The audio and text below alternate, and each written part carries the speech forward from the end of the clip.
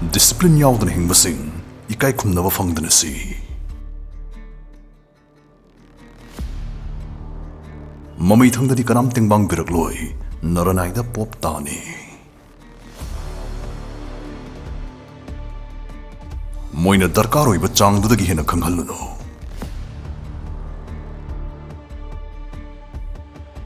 Mapal thongda maithi sinaraga nungda lona thoibagi chalaksu lei.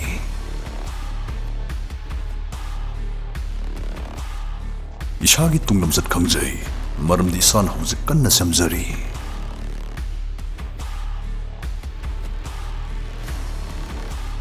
Ishagi apam pam ki nomdari loina laisu nariba laisu ra bacha bunna mane ai khoi.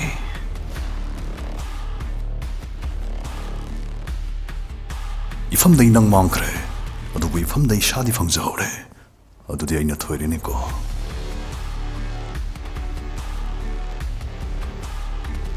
Ai simatik charam dabadi ai adubu aina pe faudi na te hai.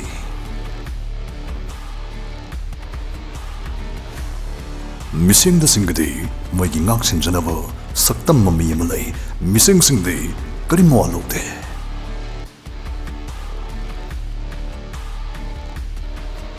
Nang di nang adum oyo malems na maray adjust of zakini. Masamag brain werakanda kari gi brain gi firo.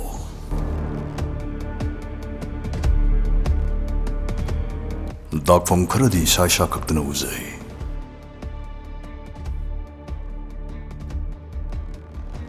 Aigi Tozal Sivoya Swan Boy in the Lokinoy. Apo was in the Dikanana Sukal Oi.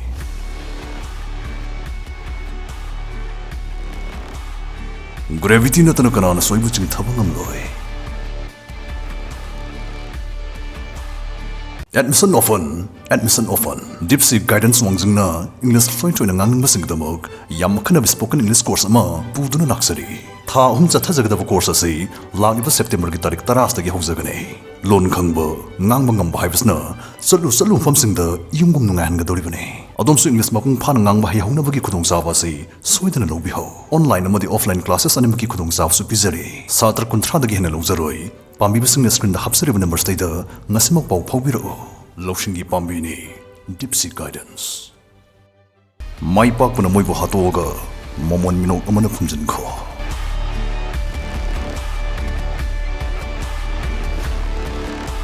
Matam pumbanang na chummi da khanjarade punsidai nang na karim tamdrabane. Ka amada khwai mong hadaba midu di kijau hai.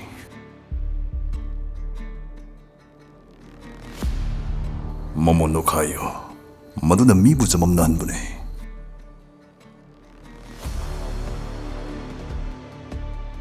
Hoy ai ngauram bi ai adubu pang badai di ngau bune am phakre.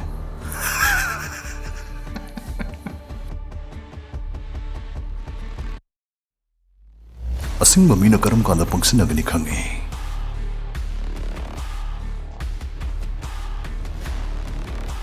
Ai kari mo alog de hai ba mi do loi mak mo alog to puitra bane.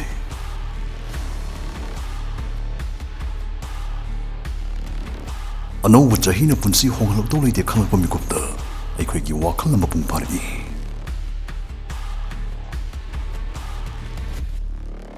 Nasagi problem sing de chen ba haibste nang na sungtoi thuira roi to gulam jerne.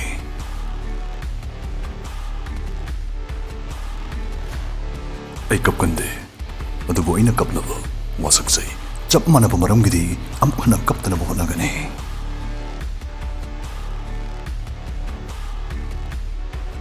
Maram ani na nang musaktai 1 karim ni trakana kan manang ya khangkukan 2 loiler kana satpanang lamjat. Naming dugi wahaw do darkar oirak trifao haigat tanu hono.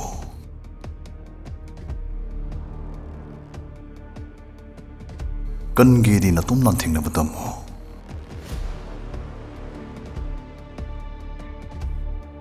Nang na thuira kana khuba khurak tabusing mun na masa khangjalho. Khulai ge darkar oide isamangne.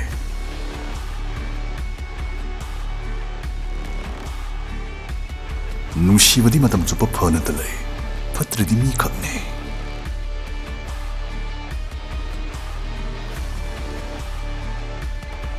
ꯅꯪꯅ ꯍꯔꯥꯎꯕꯗꯕꯨ ꯎꯖꯅꯤꯡꯕꯁꯤꯡꯒꯤ ꯊꯃꯣꯏ ꯈꯛ ꯊꯨꯒꯥꯏꯒꯅꯣ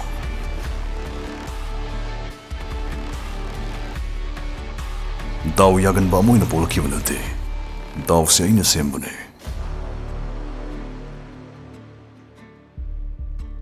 block ꯇꯧꯕꯗꯤ ꯑꯉꯥꯡꯁꯤꯡꯒꯤꯅꯤ ꯑꯩꯗꯤ ꯅꯪ ꯅꯩꯕꯨ ꯎꯔꯒ ꯄ꯭ꯔꯣꯛ ꯄ꯭ꯔꯣꯛ ꯆꯥꯛꯄꯗꯨꯅ ꯍꯦꯟꯅ ꯄꯥꯝꯖꯩ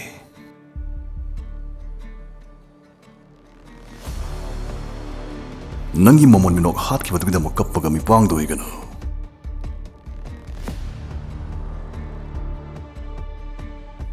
love eight first side ꯍꯥꯏꯕꯁꯤ ꯍꯧꯖꯤꯛꯀꯥꯟ ꯄꯥꯛꯇꯛ ꯅꯥꯅꯔꯤꯕ ꯃꯤꯠꯀꯤ ꯂꯩꯅꯥꯅꯤ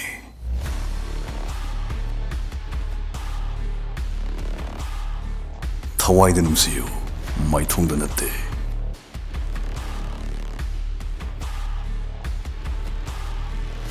ꯀꯔꯤꯒꯤ ꯑꯩꯅ ꯍꯣꯡꯈ꯭ꯔꯤꯅꯣ ꯍꯪꯂꯛꯀꯅꯣ ꯅꯪꯅ ꯑꯩꯉꯣꯟꯗ ꯀꯩꯗꯧꯈꯤ ꯍꯪꯖꯧ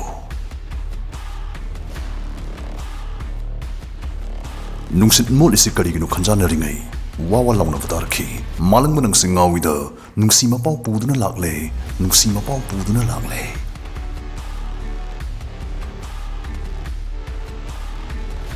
ꯃꯣꯏꯅ ꯅꯪꯒꯤ ꯃꯔꯝꯗ ꯋꯥꯔꯤ ꯁꯥꯕꯒꯤ ꯃꯔꯝꯗꯒꯤ ꯃꯁꯥ ꯃꯁꯥꯒꯤ ꯃꯔꯝꯗ ꯁꯥꯔꯨꯔꯗꯤ ꯀꯅꯥꯝ ꯇꯥꯕꯤꯔꯔꯣꯏ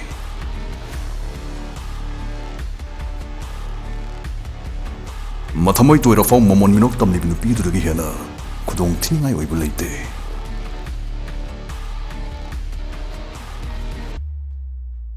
ꯑꯄꯥꯕ ꯈꯨꯗꯤꯡ ꯊꯥꯖꯗ ꯑꯣꯏꯔꯗꯤ ꯄꯨꯌꯥ ꯒꯤꯇꯥ ꯕꯥꯏꯕꯜ ꯀꯨꯔꯥꯟꯗꯒꯤ ꯄꯥꯕ ꯍꯧ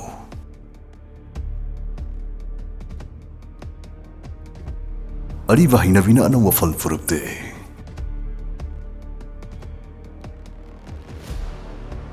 ꯐꯪꯗ꯭ꯔꯤꯕ ꯆꯩꯅꯥꯗ ꯈꯛ ꯀꯔꯦꯝꯅꯔꯨꯅꯨ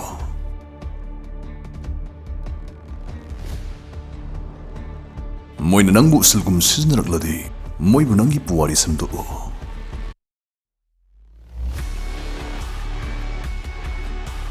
ꯍꯦꯇꯔꯁꯤꯡꯕꯨ ꯅꯨꯡꯁꯤꯕꯤꯌꯨ ꯃꯣꯏꯅ ꯅꯪꯒꯤ ꯑꯊꯣꯏꯕ ꯐꯦꯟꯁꯤꯡꯅꯤ ꯃꯣꯏꯇꯅꯤ ꯅꯪꯅ ꯃꯣꯏꯗ ꯍꯦꯜꯂꯤ ꯈꯟꯖꯔꯤꯕ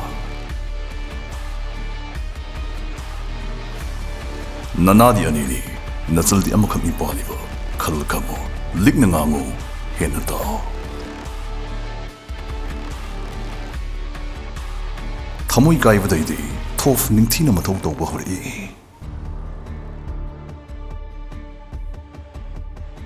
ꯑꯁꯣꯛꯄ ꯑꯣꯏꯁꯤꯜꯍꯟꯒꯦꯗꯤ ꯁꯣꯛ ꯊꯦꯡꯗꯕ ꯆꯪꯏ ꯑꯈꯣꯡꯕ ꯍꯨꯏ ꯈꯨꯗꯤꯡ ꯅꯨꯡ ꯊꯥ ꯂꯩꯔꯗꯤ ꯄꯟꯊꯨꯡꯗꯤ ꯁꯨꯡꯌꯧ ꯌꯧꯔꯔꯣꯏ